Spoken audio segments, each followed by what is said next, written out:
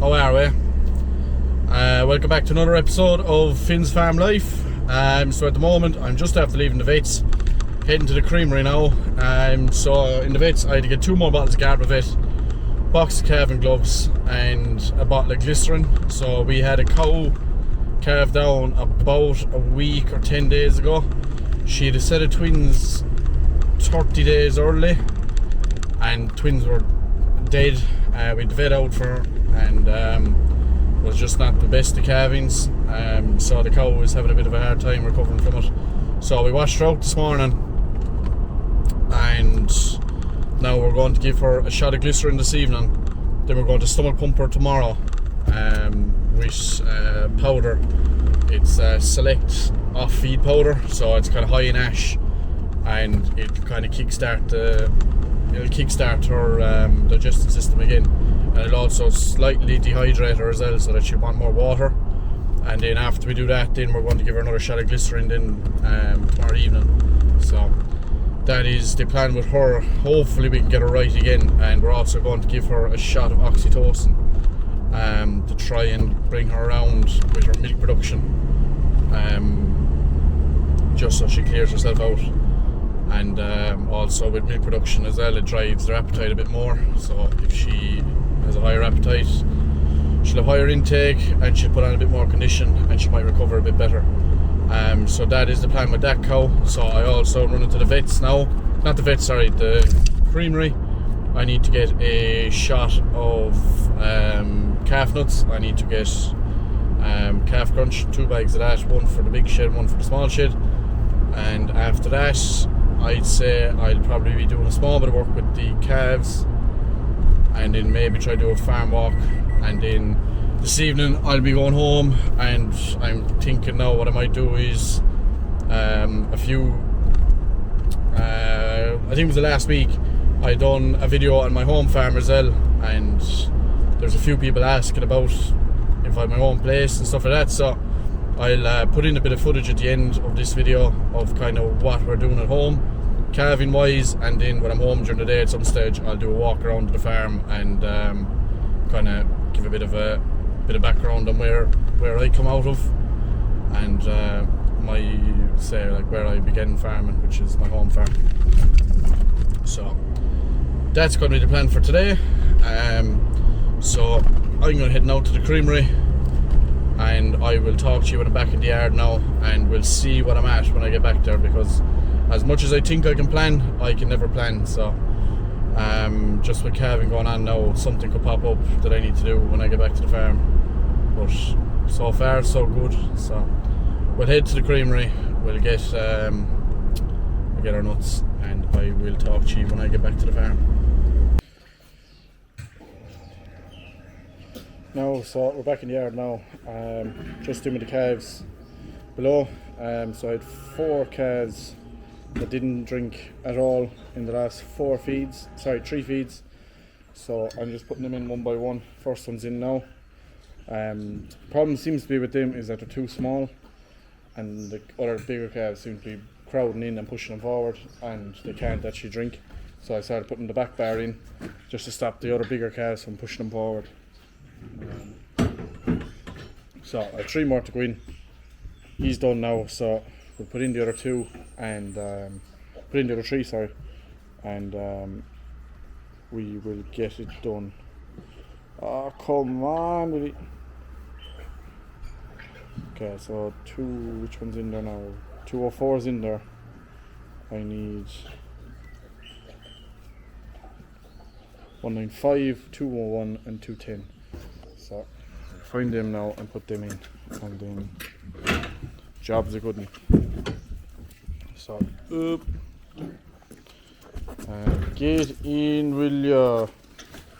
Have you to win? You do. That fella right there has to win next. Lovely. Right, so I'll get this finished and I'll be back to you. I have to go for a grass walk after this, which is a lovely day outside today, so perfect day for a grass walk. And just need to see what the condition of the ground is like, and hopefully we might be able to get cows out next week and get them back to grass. So I'll talk to you in about 10-15 minutes when I'm done here. Now, so we're just down below here now, doing a bit of a kind of a grass walk, kind of a ground check, basically. So ground is looking good.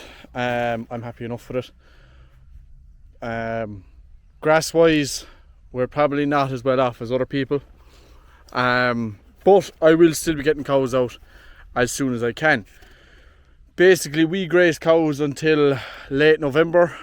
Last I was looking, it was the 27th of November that we grazed, and we were grazing this field here, which has probably a cover of 100 on it, but that is not a bother.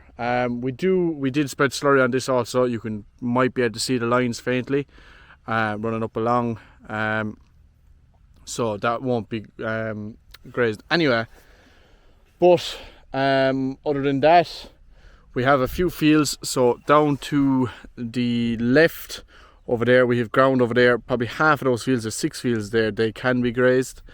We do only have, what are we milking at the moment? We're milking about 7 rows of cows, 7 rows, which would be about 170 cows at the moment. So it is a good lump of cows to be gone out, considering most people are probably going to be starting with a lot less. But not to worry, we'll probably only be grazing by day anyway. But if this weather stays up the way it is going at the moment, I'll be happy enough to let cows out. So yeah, we also have a few fields down here that could be grazed. They are light covers. They're only at about a cover of about 700. This field here on the left has a low enough cover, probably at about 500, I would guess. I haven't done my proper, I don't use a grass plate, I use a I cut and measure, or cut and weigh, some people call it. But I haven't done that yet. I've kind of just been keeping an eye on the ground, keeping an eye on grass, and I will do a cut and weigh kind of when we start getting cows out, because I'd like to have a more accurate idea what's in the field when the cows are in the on the ground. So, but regardless, they will be gone out. Probably be starting very close to the farm, which will just be up here, which is a field that, even though it hasn't gotten fertilizer yet, it is still rather green. So we'll probably be starting there. We were considering grazing silage ground, but we're going to leave it off, and I'll be spreading fertilizer in there in March to hopefully cut in late April, which is what we done last year. We got our first cut in late April, last cut in October. We cut 5 cuts last year.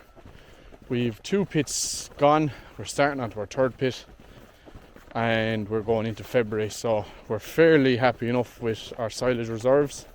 We also have a few bales. We don't really do bales here, because there's our own, he has his own fleet, so he's his own silage harvester, self-propelled, New Holland FX58, 4 trailers and 3 mowers, so we've more than enough gear here to do our own silage, and the O&K loader then puts it up. So more than enough silage, hopefully, to last us until we are out. We're not going to stop feeding, so that has to last us basically until after first cut, because we will have the first cut 8 and fade out before we come into winter. So yeah, that's what the silage needs to go through to, so that's the plan for that. But at the moment, grass is looking okay. I'll go in now and I'm going to put in kind of estimate of what I think the grass is. I'll put that into pasture base. When we get into grazing, I'll be measuring grass every 5 days. Just have an accurate idea of what's out there, and I will hopefully have about 30 measurements or more even done by the time the end of the year comes. It's just kind of my aim. Normally is about 30 to 40 measurements a year. When we're in kind of the peak, or like a very kind of high growth rate period in the year, I'll normally measure every 3 to 4 days. You can't put it into pasture base, unfortunately, though, until 5 days after the previous one. But basically, because grass is growing so much, sometimes I'll close off a few paddocks based on if the cows are too far away from that paddock. It's growing at about 80 kilos a day. I don't want them cows going into that field because it's going to be too strong by the time we get there. So we close it off, and the next cut of silage that'll be brought in. Or else we'll do it into bales, but majority of the time it goes into the pit. But yeah, that's how I work grass around here, grass management, kind of in that kind of a way. It's not down to a perfect science, but it is very hard to kind of like calculate out. But once we're kind of out at grass, we will do some kind of a calculation, because we'll be putting feed in front of them, so we want to know what to have out in the field. So if we are dividing paddocks, I kind of know what size of a break to give the cows so that they graze it out properly. So yeah, I'm going to go in now to pasture base and throw these numbers in, and next you'll see me, I will be at home kind of talking through the home place and what we kind of do calving wise, and giving you kind of a bit of a brief idea of the home place, sheds and calving and stuff like that. And you can let me know in the comments if you want to kind of know a bit more about my home farm and what we do there and the kind of system that we're running. And if you're happy with that, I will more than happy do a video at home talking kind of more thoroughly about the home place. So next you'll see I'll be at home, so I'll talk to you again. And we're up and running at home now also. Just got home there now, finished outside at work. Got the news from my younger brother that our first calf had landed. So we're after starting off our year with a lovely Frisian, you can fucking see him, Frisian heifer out of one of her own heifers. So calved today at about, I think it was about 6 o'clock she calved. So lovely, good sized calf, all AI. So that's the start of it now. Cow heifer has a good bag on her. Just looking at her there, she's a fine bag, don't you, girl? I don't know who she's out of now, but I can find out. But yeah, it is nice to see the first calf land on here. Bit earlier than usual. We're usually at about the last week of January, but I suppose it's not too early anyway. It is only the third. It is the third week of January, like. But yeah, it is nice to get a start. But I'll show you while I'm here. I'll give you a walkthrough of what we do here. So compared to outside where I work, so this is my home farm. So we're milking about 90 cows here. We have a large amount of pedigree Holstein cows. We're here over, I think my family's been farming here over 120 years. I know all the history back of it. If you want me to tell you about it or tell you about how this farm came to be in my family, I know start to finish the whole way through. I love the history of this farm, and I love knowing the history of this place. So these sheds are very old. Well, not very old, but like they'd be kind of the typical small dairy farm sheds. So there's 3 calving pins here. Outside there at the far side of that wall, there's 2 more calving pins. We built them not too long ago. But inside here is the calf shed. Well, this is one of 2 calf sheds that we have. So the light isn't the best inside here, but essentially inside here we keep all the beef calves, so either Angus, Herefords. We also do Belgian Blues. We did all Brack last year. We didn't do them this year. They didn't turn out the best out of the Holstein cows compared to the Angus, the Herefords and the Belgian Blues. They all turned out a bit better. But we keep them here, so we sell everything out of here. So all the beef bulls and all the Frisian bulls will all be sold out of here. And then down the bottom of the yard, which I'll go down to in a while after this, is where we keep our heifers. I'll go down there now shortly. We did at one stage, like many people, we used to put the baby calves or the newborns into individual pins and feed them with buckets. Now we don't. They go straight into large pins. With a group, we do 3 groups of 6 in here, so each pen has 6 calves. Sometimes gets a bit overcrowded. When that happens, we move a bunch of them inside the door inside there into one of them calving pins. So essentially this is kind of our Frisian bulls and beef calf set up inside here, and I will bring you down now to our I'll bring you down to basically where the Frisian heifers are kept, and I'll talk you through our process in rearing Frisian heifers from start to finish, what goes into them and stuff like that. So I'll take you down there now. Okay, so we're down into the shed now where we rear our heifer calves or replacements. So this shed is a very old shed. It was here when my father was a young fella, and he redesigned it into what it is now. So originally what this shed was a cow barn. Well, it wasn't even a barn. It was an L-shaped shed which ran along in an L. My father then extended the roof back, made it into a square shed. Before we had the calf pens as they are now, there used to be wooden slats in them years ago. Like I think it's like 20 years ago at this stage. There used to be wooden slats in it, and we used to put older calves down here, but that was a disaster. So then we took all that out, cleaned it all out, and we turned them into individual pens. There used to be, when I was a young fella, basically we used to have, there used to be kind of not even here, like that's where the pens used to be, was kind of in along here. You can see it better here, but that's where the pens used to end, was there. Tiny little pens. So we extended them out, brought them out to here. As you can see, it hasn't been cleaned out yet. The pens above are cleaned out, but we won't have heifers down here for at least another week or two, so we'll get it cleaned out by then. But we'll get about 30 calves in here. We usually rear about 30 replacement heifers, and this shed is unbelievable for calves, and I don't think we've ever had a calf that's gotten sick down here with pneumonia or anything like that. And the key to that is the accidental brilliant ventilation that's inside in this shed.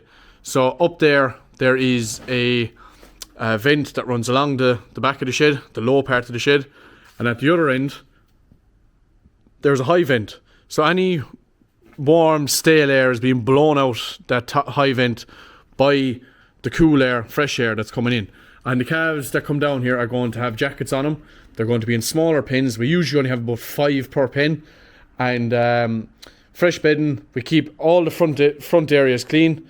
So from there on, all down the front of it where it's all concrete, beyond the straw, there's timbers here. You can't even see them at the moment because it's so dark. But there's timbers here. And basically beyond that is going to be straw, and below that is all concrete. We keep all the concrete areas clear in order to make sure that it drains down well. There's a drain there in the corner. All the water flows into that. And in fairness, for an old shed, all the slopes slope very well into that corner. So we have our system. The way that we work it here is that the youngest calves, as they come down, will start in the corner. So that's the baby corner. There's 4 calves can go in there. We move them down along. They come down, and then they end up in the big pens on the end as they grow.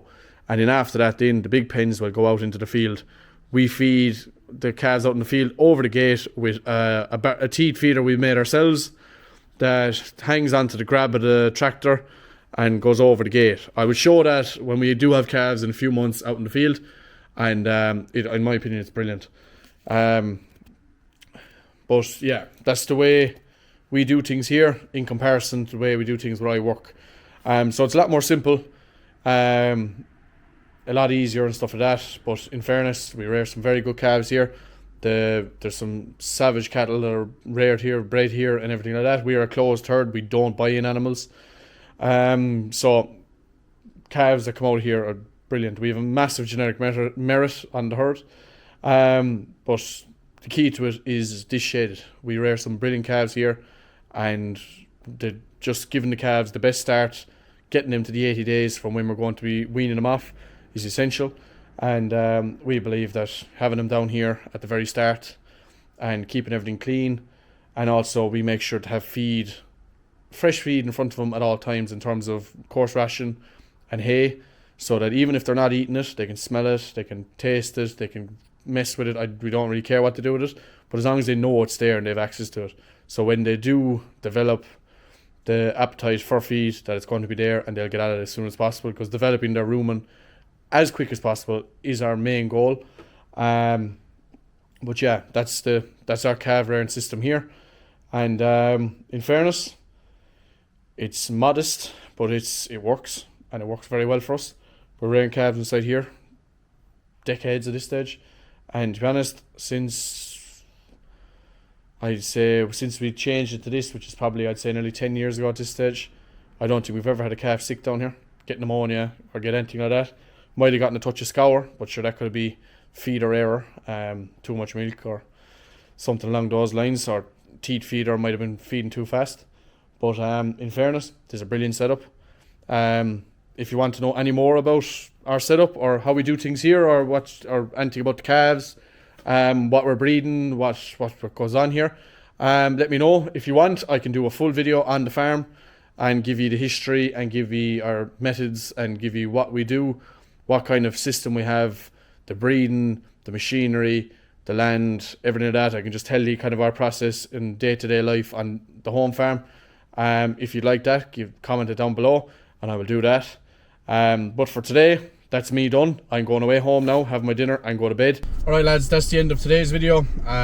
So come back again Wednesday, Friday and Sundays for new videos. Go and like, subscribe, do all the good things, and I will talk to you in the next one.